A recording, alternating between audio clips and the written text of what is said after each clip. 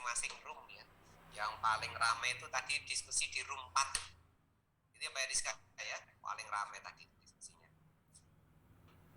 Sampai saya tidak mendengar suara apapun di room 4. Ya.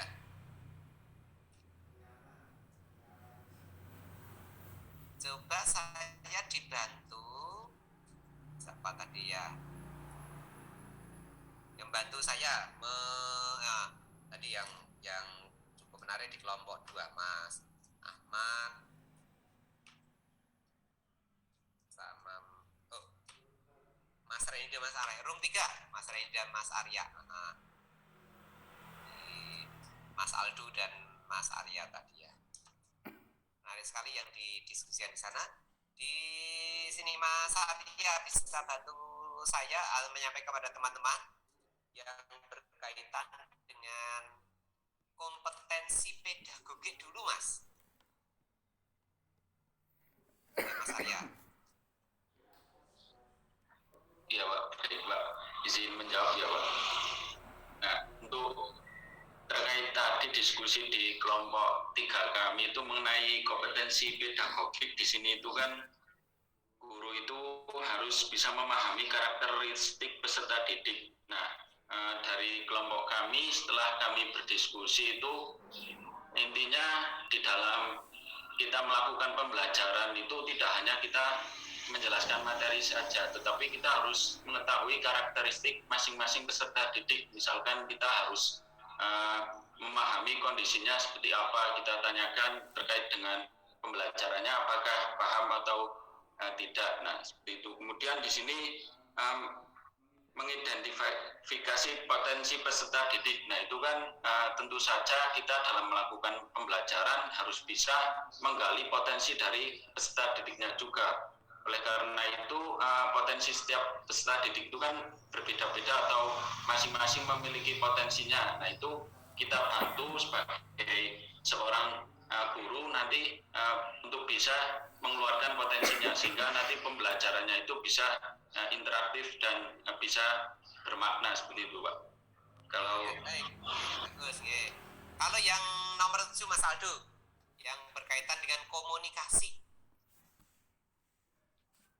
Iya Pak, izin menjawab tentang komunikasi sendiri penting ya Pak, penting untuk antara interaksi guru dan murid. Kenapa? Karena ketika kita memberikan pembelajaran itu harus mempunyai komunikasi yang baik gitu Pak. Jadi bisa nyambung antara murid sama guru. Coba dilihat nomor 7 aja Mas.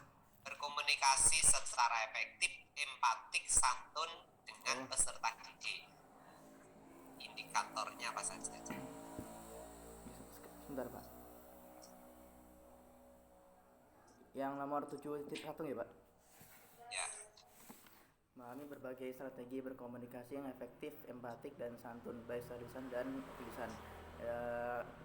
Setuju ya Pak, karena guru kan sosok yang ditiru dan dicontoh oleh muridnya. Jadi ketika berkomunikasi itu juga harus memiliki empatik dan juga santun gitu Pak, dan harus efektif. Jadi ketika guru mengajar itu juga harus bisa menyampaikan apa yang dimaksud dan gurunya Pak. Jadi bisa dikatakan efektif begitu, baik itu secara lisan maupun tulisan.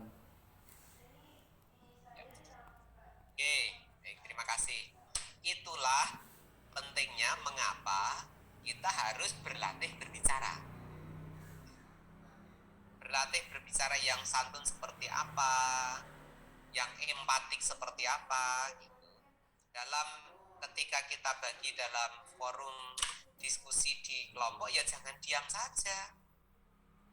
Berlatih untuk berbicara, jangan hanya mendengarkan saja, berlatih untuk berbicara. Berbicara yang santun dan empatik. Nah, ini perlu kita berlatih di forum kita di sini. Di forum mata kuliah pengembangan profesi. Ingat ya, bahwa untuk bisa bersaing mendapatkan pekerjaan di abad 21 itu berbeda dengan sebelum-sebelumnya. Kalau sebelumnya itu cukup orang itu pendiam gitu, kemudian asalkan dia menguasai materinya, kemudian ada tes tertulis bisa mengerjakan, itu bisa diterima. Sekarang tidak lagi. Kemampuan itu saja tidak cukup untuk meraih sukses. Satu contoh yang cukup menarik. Pak Sarwanto mengajar di UNS itu di S1 Pendidikan Fisika, S1 IPA, S2 Sains, S3 IPA. Di S2 Sains Pak Sarwanto sebagai kepala prodi. Ini saya ceritakan. Di prodi itu ada admin, ada tim admin prodi pendidikan sains. Namanya Mas Aulia.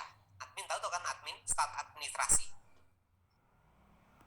Pada tahun 2021 kemarin, ya, tanpa sepengetahuan Pak Sarwanto gitu ya, tidak cerita dengan Pak Sarwanto, Mas Aulia ini mengikuti seleksi untuk menjadi dosen di salah satu perguruan tinggi yang cukup terkenal juga ya, di UNES Semarang. Yang mengikuti seleksi tahap 1 itu sekitar 300 orang diseleksi, lalu lolos 3 orang.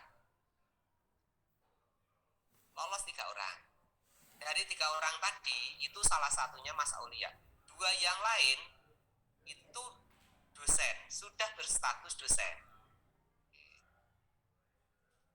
2 yang lain tadi itu memiliki publikasi internasional ya, punya jurnal. Lalu setelah tes yang pertama dilakukan tes yang kedua. Tes kedua itu substansi materi. Dari 3 orang tadi dites substansi materi. Ya. Karena tes substansi materi gitu kan, 2 yang lain dari dosen tadi ada peringkat 1, peringkat 2. Mas Aulia itu peringkat 3. Jadi penguasaan substansi materinya jelas bagus yang dosen ya, karena dia punya jurnal, publikasi gitu. Pengetahuan tentang substansi materinya sudah baik yang dosen tadi. Jadi peringkat 1, peringkat 2 jauh lebih bagus daripada Mas Aulia peringkat 3. Setelah tes substansi, lalu dilakukan tes wawancara dan keterampilan mengajar, micro teaching. Jadi calon dosen itu juga dites keterampilan mengajarnya, micro teaching. Nah, ketika dites micro teaching gitu, lalu dikomentari, ditanyai oleh yang menguji micro teaching, kok cara mengajarnya begitu gitu ya. Apakah Anda belum pernah mengajar di perguruan tinggi, kok cara mengajarmu seperti mengajar di SMA? Lalu Mas Aulia menjawab, mengatakan bahwa dia belum pernah mengajar di perguruan tinggi.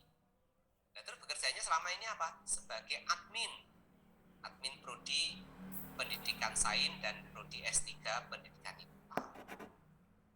Ditertawakan, loh ini kan untuk seleksi calon dosen gitu. Terus ditanya lagi, publikasinya mana? Sudah punya publikasi berapa? Yang mengatakan belum punya publikasi karena memang selama ini bukan pengembangan keilmuan untuk substansi materi itu, sehingga belum punya publikasi.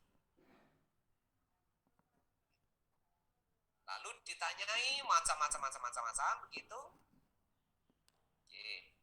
Tetapi beliau bisa menceritakan, bisa mengungkapkan dengan santun, bisa menjelaskan dengan baik, bisa memaparkan sebenarnya seperti apa sih yang akan dikembangkan gitu. Dia ditanyai, loh kalau ini mau ikut seleksi calon dosen, apa yang kamu bisai? Kalau hanya admin, apa yang bisai kalau nanti Anda menjadi dosen? Dia menceritakan pengalaman dia selama menjadi admin, kompetensi dia sebagai admin, ya, peran dia sebagai admin. Kalau di admin di prodi pendidikan saya dia sebagai, kalau ada acara dia yang sebagai MC-nya, sebagai pembawa acaranya. Kalau ada kegiatan-kegiatan di prodi dia yang mengurusi tentang administrasi prodinya, karena memang admin. Kalau di prodi itu butuh teknologi informasi yang berkaitan dengan Zoom, dengan media, dengan PowerPoint dan sebagainya, dia yang mengerjakan. Lalu seperti itu, apa yang bisa kamu punya pengalaman apalagi dengan IT? Dia bisa menceritakan tentang IT, bahwa dia selain sebagai admin, dia juga memiliki kecil-kecilan gitu ya, kecil-kecilan usaha jualan lewat online. Menceritakan itu dengan baik, dengan santun, dengan empati. Padahal dia kan peringkat 3. Begitu pengumuman hasil terakhir, dialah yang dinyatakan lolos sebagai dosen,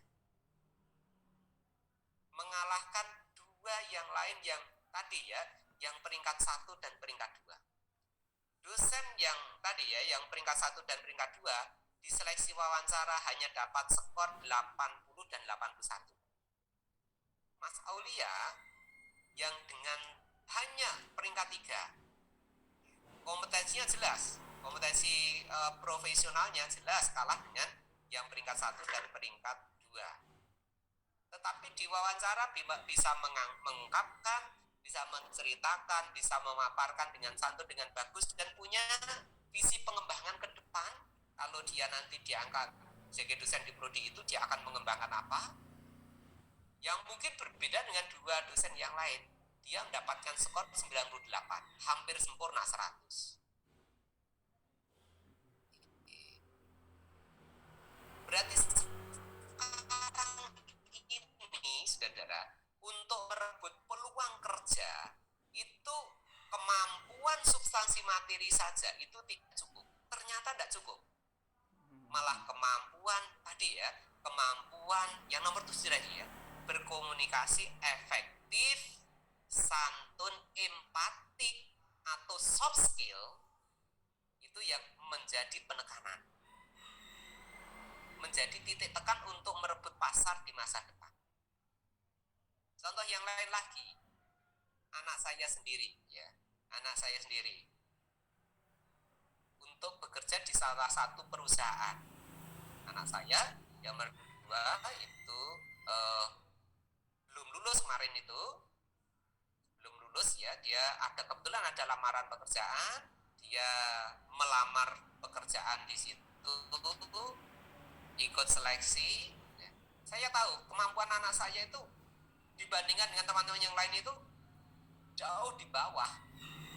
Tapi ada satu hal yang biasa dilakukan oleh anaknya Pak Sarwanto, dan itu dia aktif di situ. Itu apa? Public speaking.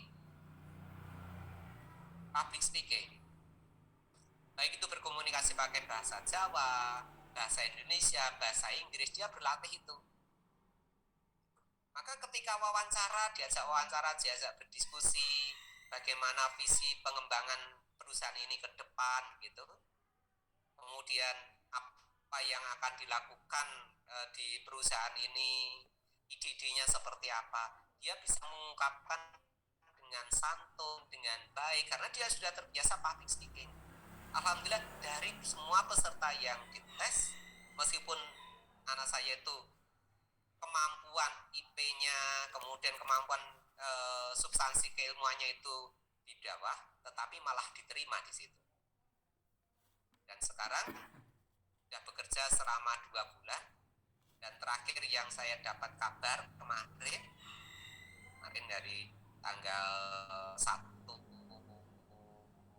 ini, 1 kemarin yang diangkat untuk menjadi pimpinan di bagian tertentu, baru 2 bulan bekerja, sudah memimpin pada bagian dia di bidang kesehatan, ya, dia sudah menjadi pemimpin di bidang kesehatan itu untuk subdit itu. Anak saya itu bekerjanya di peternakan USDF, ya, Ultra Sumatera Dairy Farm, yang memiliki sapi sebanyak 10.000 ekor dan sekarang mau dikembangkan ke 20.000 ekor, dan dia harus bertanggung jawab terhadap kesehatan dari 10.000 ekor sapi yang ada di perusahaan tersebut. Jadi sekali lagi ya saudara, mohon nanti di pengembangan profesi guru fisika ini kami berharap berlatih 4C. Latihan di sini untuk siap merebut pekerjaan ya di masa depan. 4C itu apa? C yang pertama communication, C yang kedua collaboration. Makanya sering nanti akan saya buat dalam bentuk breakout room atau diskusi-diskusi untuk berlatih berkolaborasi. Critical thinking, berpikir kritis, dan creativity, innovation.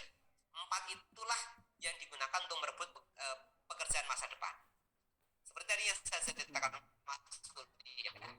Kalau dia memiliki critical thinking kreatif, visi ke depan, jadi ke depan itu yang bagus itu seperti apa? Dia bisa memaparkan yang ke depan diperlukan, ya, inovasi-inovasi yang bisa dilakukan oleh prodi kalau ingin merebut mahasiswa di masa depan, maka seperti ini dia bisa menceritakan itu dengan communication, dengan kemampuan kolaborasi, menceritakan kolaborasi. Ya, ternyata 4C inilah yang digunakan sebagai senjata untuk merebut pekerjaan di masa depan. Demikian ya. Nah, mudah-mudahan di pertemuan berikutnya bisa lebih berlatih lagi untuk berlatih 4C melalui mata kuliah profesi guru fisika. Terima kasih ya. Assalamualaikum warahmatullahi wabarakatuh.